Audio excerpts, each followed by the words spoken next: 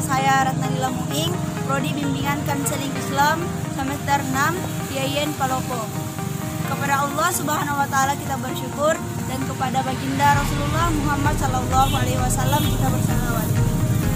Nah, pada kesempatan kali ini saya akan menjelaskan tentang teknik-teknik khusus yang ada dalam konseling. Pada video sebelumnya, saya telah menjelaskan mengenai teknik umum yang ada dalam konseling. Nah, pada pertemuan kali ini saya akan menjelaskan teknik-teknik khusus dan terdiri dari 13 macam teknik. Yang pertama yaitu latihan asertif, yang kedua desensitisasi sistematis, yang ketiga condition oversi, yang keempat pembentukan perilaku model, yang kelima permainan dialog, yang keenam latihan saya bertanggung jawab, yang ketujuh bermain proyeksi, yang kedelapan teknik pembalikan, yang kesembilan bertahan dengan perasaan, yang kesepuluh yaitu homework achievement atau disebut dengan pencapaian pekerjaan rumah, yang ke-11 yaitu adaptif, dan yang ke-12 adalah bermain peran, dan yang terakhir adalah imitasi. Nah, berikut penjelasannya mengenai teknik-teknik khusus yang ada dalam konseling. Yang pertama, latihan asertif. Teknik ini digunakan untuk melatih klien yang mengalami kesulitan untuk menyertakan diri bahwa tindakannya adalah layak dan benar. Perilaku asertif merupakan terjemahan dari istilah assertiveness atau assertion, yang artinya titik tengah antara perilaku non asertif dan perilaku agresif.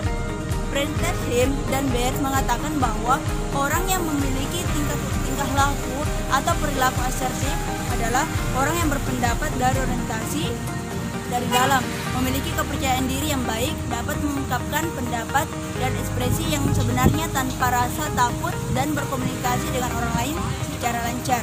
Sebaliknya, orang yang kurang asertif dalam dirinya, ia memiliki ciri terlalu mudah mengalah atau lemah, mudah tersinggung, cemas, kurang yakin pada diri sendiri, sukar mengadakan komunikasi dengan orang lain, dan tidak bebas mengemukakan masalah atau hal yang telah dikemukakan.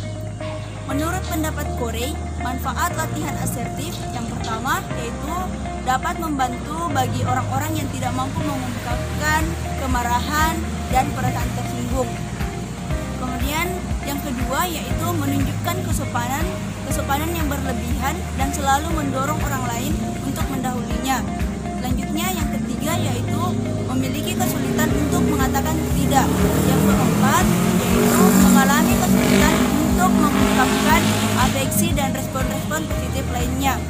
Merasa tidak punya hak untuk memiliki perasaan-perasaan dan pikiran-pikiran sendiri.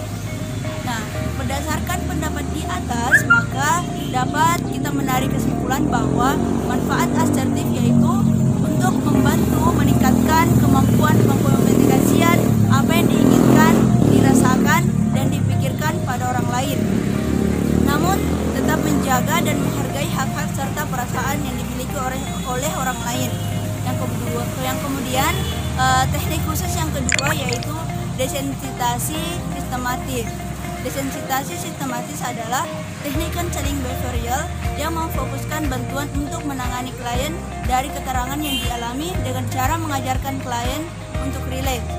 Adapun manfaat dari desensitasi sistematis yaitu yang pertama, desensitasi sistematis sering digunakan untuk mengurangi maladaptasi kecemasan yang dipelajari lewat conditioning atau seperti misalnya fobia, tapi juga dapat diterapkan pada masalah yang lain. Nah, yang kedua, dengan teknik desensitasi sistematis konseling dapat melemahkan atau mengurangi perilaku negatifnya tanpa menghilangkannya. Dan yang ketiga adalah konseling mampu mengaplikasikan teknik ini dalam kehidupan sehari-hari tanpa dipandu oleh seorang konselor. Teknik khusus yang selanjutnya yaitu tentang pengkondisian aversi. Teknik ini dapat digunakan untuk menghilangkan kebiasaan buruk. Teknik ini dimaksud untuk meningkatkan kepekaan klien agar mengamati respon pada stimulus yang disenanginya dengan kebalikan stimulus tersebut. Stimulus yang tidak menyenangkan yang disajikan tersebut diberi secara bersamaan dengan munculnya perilaku yang tidak dikehendaki kemunculannya. Nah, dari pengkondisian ini Diharapkan terbentuknya adanya suatu asosiasi antara perilaku yang tidak dikehendaki dengan stimulus yang menyenangkan. Selanjutnya, teknik khusus yang keempat yaitu pembentukan perilaku model. Teknik ini dapat digunakan untuk membentuk perilaku yang baru pada klien dan diperkuat perilaku yang telah terbentuk. Selanjutnya, teknik yang kelima yaitu permainan dialog. Nah, teknik ini dilakukan dengan cara klien dikondisikan untuk mendialogkan dua kecenderungan yang saling bertentangan, yaitu kecenderungan top dog dan underdog. Nah, top dog ini adalah kekuatan yang mengharuskan, menuntut, dan mengancam, sedangkan underdog ini adalah keadaan defensif, membela diri, tidak berdaya, lemah, pasif, dan ingin dimaklumi. Selanjutnya, teknik khusus yang selanjutnya yaitu yang keenam, yaitu latihan saya bertanggung jawab. Teknik ini merupakan teknik yang dimaksud untuk membantu klien agar mengakui dan menerima perasaan-perasaannya daripada memproyeksikan perasaan itu kepada orang lain. Dalam teknik ini, konselor meminta klien untuk membuat suatu pernyataan dan kemudian klien menambahkan dalam pernyataan itu dengan kalimat, misalnya saya merasa bersalah karena melanggar aturan lalu lintas dan saya bertanggung jawab akan hal tersebut. Baik, teknik yang selanjutnya yaitu yang ketujuh, bermain proyeksi. Proyeksi yaitu memantulkan kepada orang lain perasaan-perasaan yang dirinya sendiri tidak mau melihat atau menerimanya, mengingkari perasaan-perasaan sendiri dengan cara memantulkannya kepada orang lain. Sering terjadi perasaan-perasaan yang dipantulkan kepada orang lain merupakan atribut yang dimilikinya. Dalam teknik bermain proyeksi konselor, seorang konselor meminta kepada klien untuk mencobakan atau melakukan hal-hal yang diproyeksikan kepada orang lain. Selanjutnya, teknik khusus yang ke-8 yaitu teknik pembalikan. Gejala-gejala dan perilaku tersebut seringkali mempresentasikan pembalikan dari dorongan-dorongan yang mendasarinya. Dalam teknik ini, konselor meminta klien untuk memainkan peran yang berkebalikan dengan perasaan-perasaan yang dikeluhkannya. Contoh misalnya, konselor memberi kesempatan kepada klien untuk memainkan peran eksibisionis bagi klien pemalu yang terlalu berlebihan. Selanjutnya, teknik yang ke-9 yaitu bertahan dengan perasaan. Teknik ini digunakan untuk klien yang menunjukkan perasaan atau suasana hati yang tidak menyenangkan atau ia sangat menghindarinya. Konselor bertujuan untuk mendorong klien agar ia tetap bertahan dengan perasaan yang ingin dihindarinya itu. Kebanyakan klien ingin melarikan diri dari stimulus yang menakutkan dan menghindari perasaan-perasaan yang tidak menyenangkan itu.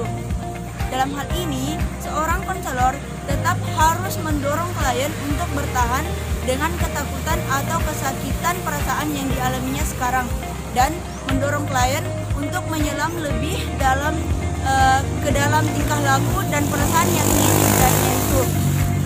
Nah, adapun untuk membuka atau membuat jalan menuju perkembangan kesadaran perasaan yang lebih baru, tidak cukup hanya mengkonfrontasi dan menghadapi perasaan-perasaan yang ingin dihindarinya, tetapi membutuhkan keberanian dan pengalaman untuk bertahan dalam kesakitan perasaan yang ingin dihindarinya itu. Nah, yang ke-10 yaitu homework achievement atau disebut dengan pencapaian pekerjaan rumah. Pencapaian pekerjaan rumah. Teknik ini dilaksanakan dalam bentuk tugas-tugas rumah untuk melatih, membiasakan diri dan menginternalisasikan sistem nilai tertentu yang menuntut pola perilaku yang diharapkan. Dengan tugas rumah yang diberikan, klien diharapkan dapat mengurangi atau menghilangkan ide-ide dan perasaan-perasaan yang tidak rasional dan tidak logis. Kemudian mempelajari bahan-bahan tertentu dan ditugaskan untuk mengubah aspek-aspek kognisinya yang keliru. Mengadakan latihan-latihan tertentu berdasarkan tugas yang diberikan. Nah, adapun pelaksanaan homework achievement yang diberikan oleh konselor dilaporkan oleh klien dalam suatu pertemuan tatap muka dengan konselor. Nah, teknik ini dimaksudkan untuk membina dan mengembangkan sikap-sikap tanggung jawab, kepercayaan pada diri sendiri, serta kemampuan untuk mengarahkan diri, mengelola diri klien, dan mengurangi ketergantungan kepada seorang konselor. Kemudian yang ke-11 yaitu adaptif.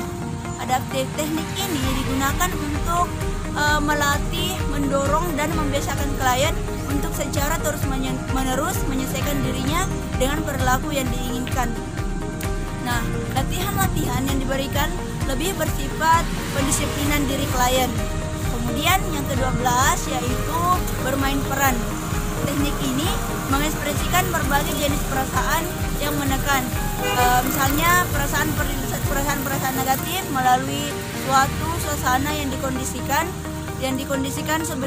sedemikian rupa sehingga klien dapat secara bebas mengungkapkan dirinya sendiri melalui peran tertentu. Nah, yang terakhir yaitu imitasi. Imitasi ini adalah teknik untuk menirukan secara terus-menerus suatu model perilaku tertentu dengan maksud menghadapi dan menghilangkan perilakunya sendiri yang negatif. Nah, itulah dia ada 13 macam-macam teknik khusus yang ada dalam konseling. Sekian dari saya. Wabillahi taufiq wal hidayah. Wassalamualaikum warahmatullahi wabarakatuh.